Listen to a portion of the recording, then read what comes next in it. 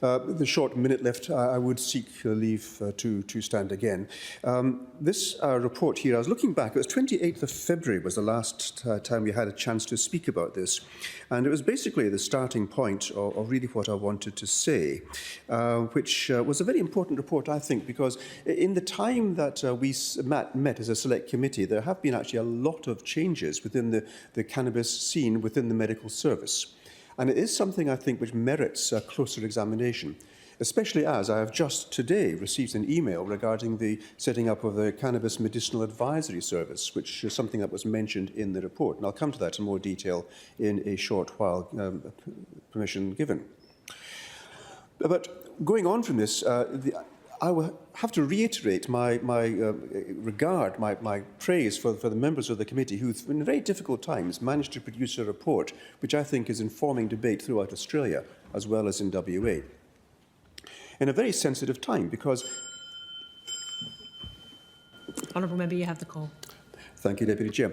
In this time, we're finding that there's still a very great amount of stigma in the community, and that it is very difficult to access sensible advice about medicinal cannabis. In fact, just this morning, I was speaking to a colleague about this very topic, an authorised prescriber himself, who was saying that he would very much appreciate my views as a so-called expert in the area to guide his own particular needs for educating and treating his patients.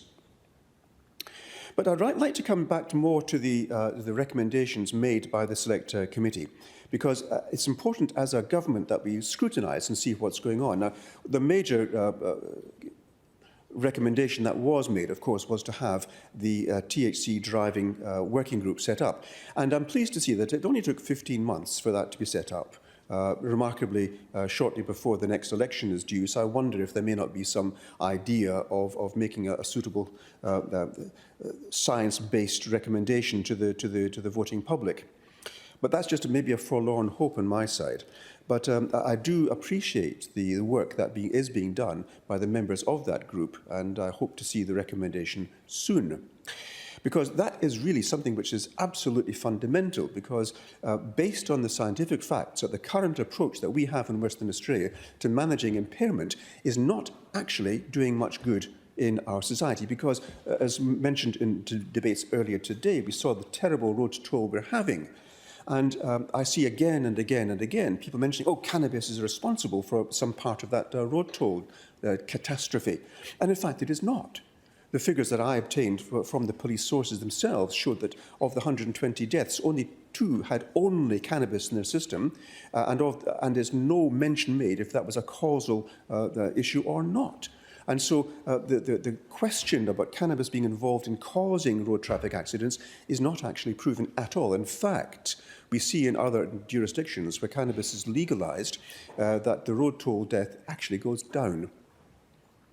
And I'm wondering if we ought not to take more notice of that, because it is very, very important that we prevent impairment at any stage. And the recognition that as a follow-on from this report, that we regard the impairment presence, not the presence of substances, as being important, is critical. Because I would like my wife and children to be driving on streets where other drivers are not impaired. And I'm sure all members here would say the same.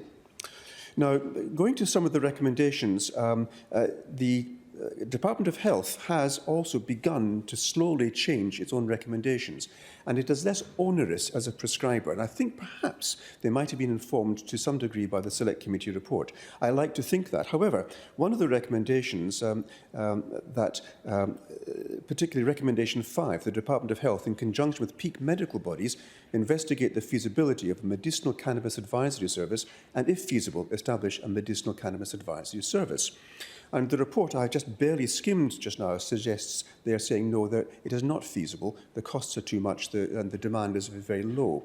And I'll be very interested in discussing that with the appropriate body itself, and I'll be very happy to take advantage of that. But I'm glad it has been considered, and I'm glad serious thought has been given. Now, part of the problem that we're seeing there is that we're looking here at the lack of education among doctors. And that is an area where if a doctor doesn't know they need education, they're not going to ask for it. And the same is true of the general public. If they don't know that there's a lot more to cannabis than simply, oh, it's a dangerous drug, then they're not going to actually want to be informed because it's a dangerous drug. They're going to believe it. In fact, I've even got patients coming to me looking for medicinal cannabis who are saying, oh, I'll smoke it. The vaping is more dangerous than smoking, which is completely incorrect, completely wrong. But they've believed the words put out by the government bodies here, which suggest that vaping is bad. And there's such a lot we can say that it contradicts this based on solid science.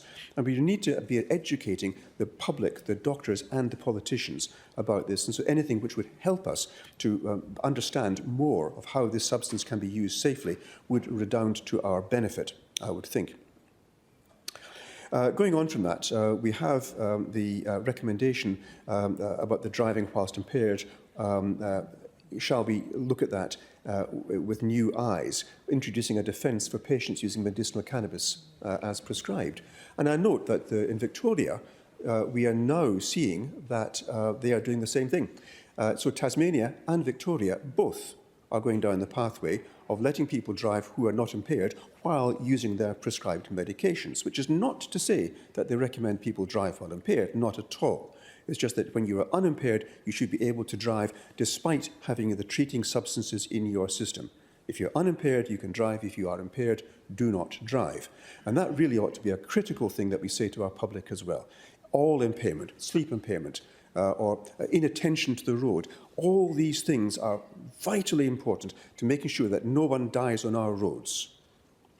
And the same could also be said, by the way, about the Department of Mines, Industry Regulation and Safety, because after our report, when we were recommending that we have an online resource for employers to explain the difference between medicinal cannabis and recreational marijuana, providing information about how THC does and does not affect impairment, and recommending that medicinal cannabis be treated in the same manner as other potentially impairing prescription drugs. The response from Rio Tinto was to ban CBD, which has absolutely zero effect on any impairment whatsoever. And they have made the direct contravention of the information provided by a select committee which specifically investigated this. They have decided that even CBD is going to be banned. They're copying, actually, Hong Kong, which set an example. All CBD is going to be banned, although it's absolutely not impacting on impairment in any shape or form. So flying in the face of science. And this is something that we as an industry, as a body here, ought to be regarding. Our select committee made that recommendation, and a major company has flown in the face of the evidence that has been prescribed. And this ought to be castigated. We ought to be recommending very strongly that this be not the case, because the wellness of the employees is critical. And if you're going to affect negatively the wellness of your employees, you, the employer, are actually guilty of abusing your employees. And it goes on to say that we need large quality studies and encourage and support research into medicinal cannabis in the higher education, health and industry sectors to drive advances, improve the evidence base and facilitate patient access. Because what I am seeing, and what all of my colleagues who prescribe cannabis see, what we are seeing is that patients regularly report back to us that the quality of their life has been improved. The quality of life has been improved. And this is something that we as a government ought to be taking seriously. If we can enhance the quality of lives, we are doing our job. And this is something that we as a select committee would certainly be recommending. Please look at the information and deal with that. Now, the government, to its credit, has accepted almost all of the recommendations and will be moving, I hope, in the course of time to accept that there are positives to be had with looking at cannabis as a medicinal property, and not to actually treat it as a maligned drug. Now, just as a quick aside here, I was doing some research into what's actually going on, because we've now got the American elections ongoing, and I noted that the Single Drug Convention describes cannabis as a Schedule I drug under it's called the Narcotic Act, under the Narcotic Act. Now, the sad fact is that narcotics, that's a medical definition. They've actually changed that definition. There's a legal and a political change in the definition, and they've given a medical diagnosis or a pharmacological assessment of a drug which absolutely does not meet that definition. So now what we have is an international law based on a lie. upon which our national laws are predicated, upon which our state laws are predicated. So we have actually, in our system, we have now created laws which are based on lies. And I think any sensible government will want to look at this and say, this is unacceptable. What is the truth? What is needed? What needs to be done for our people that helps and brings them into a better state? But following lies and changing them into law is not what we should be doing as a sensible government. There's so much more that could be said, but I think for this single report, this very wide-ranging report, I think I've said enough for that. I would thank all the members. I would thank our staff as well for having created a wonderful report, and I commend it to the House.